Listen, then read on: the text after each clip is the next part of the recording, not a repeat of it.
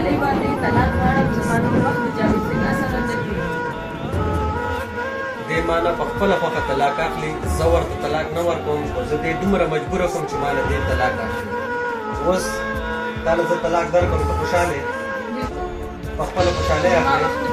وخت تېرېدو نه، په خپله خوشحالۍ ته ماته اخلې. ناصر اقبال ته په ما طلاق یې، ناصر اقبال ته په ما طلاق یې، ناصر اقبال ته په ما طلاق یې. ته زما داسې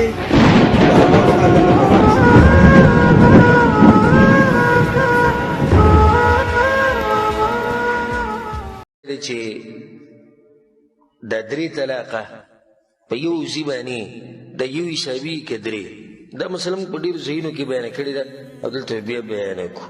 الجواب بالله التوفیق. په دې کې د فقهاو اختلاف دی چې آیا درې واقع کېږي که درې په یو ځای یو واقع کېږي، او صحیح خبره دا د دلایلو په رڼا کې چې درې په یو ځای په یو مجلس کې د یو واقع کېږي. که دی داسې ووایي چې ته په ما باندې طلاق یې په درې کاڼو، او که دی داسې وایي ته طلاق یې، او که دی داسې وایي چې ته په 100 پیرو طلاق یې، او که دی وایي چې د همیشه دپاره طلاق یې، او که دی وایي چې 1,00,000 پیرې طلاق یې، دا ټول به څو طلاقونه شمارلی کېږي؟ یو طلاق به شمارلی کېږي. او دا د شیخ الاسلام ابن تیمیه رحمه الله، د سعودي عرب علما او محققین علما هغه ټول دې له ترجیح ورکوي. په دې باندې دلیل دی په صحیح مسلم کې عبدالله بن عباس څخه روایت دی چې کان الطلاق على عهد النبي صلی الله علیه وسلم وابي بکر وسنتين من خلافة عمر طلاق الثلاث واحده.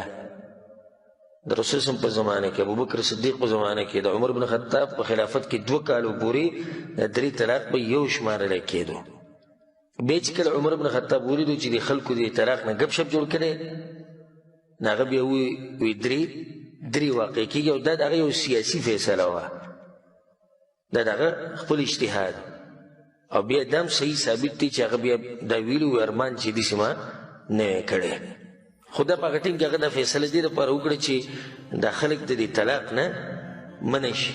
هر سړي به ورته په 3 کاڼو طلاق یې، هغه وایي چې څوک داسې ووایي دا بې طلاقه شو، چې دا خلک د دې نه منع شي.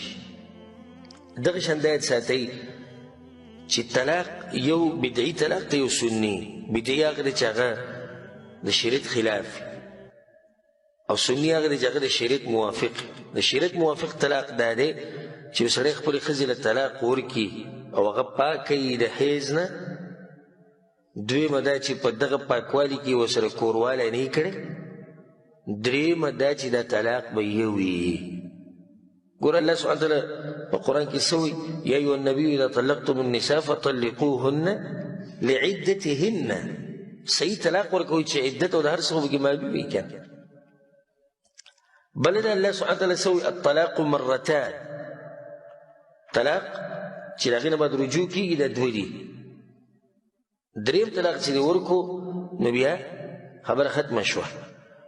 اوس ګوره شریعت چې دا کوم 3 طلاق یې ښودي دي، په دې کې حکمت دا دی که دا سړی پښیمانه شي په دې خپله خبره، که دا ښځه په دې خپله خبره باندې اظهار وکړي، خاوند نه معافي وغواړي چې زه خطا شویم، او دوی واپس بیا ژوند شروع کړي، ځکه ورله دا موقع ورکړه. او دا یې ساتئ چې دا عدت چې دا ښځه تېروي 3 حیضه طلاق نه بعد، دا به هم د خاوند په کور کې تېروي. او په هغې کې هم دا حکمت دی چې دا د خاوند مخې ته اوړي راوړي، نو که د خاوند دی چې دا 3 طلاقه په یو ځای باندې د یو حسابي کې 3، دا مثلا په ډېرو ځایونو کې بیانه کړې ده او دلته بیا بیانه کړو. الجواب بالله التوفیق. په دې کې د فقهاو اختلاف دی چې آیا 3 واقع کېږي که 3 په یو ځای یو واقع کېږي، او صحیح خبره دا د دلایلو په رڼا کې چې 3 په یو ځای په یو مجلس کې د یو واقع کېږي. که دی داسې ووایي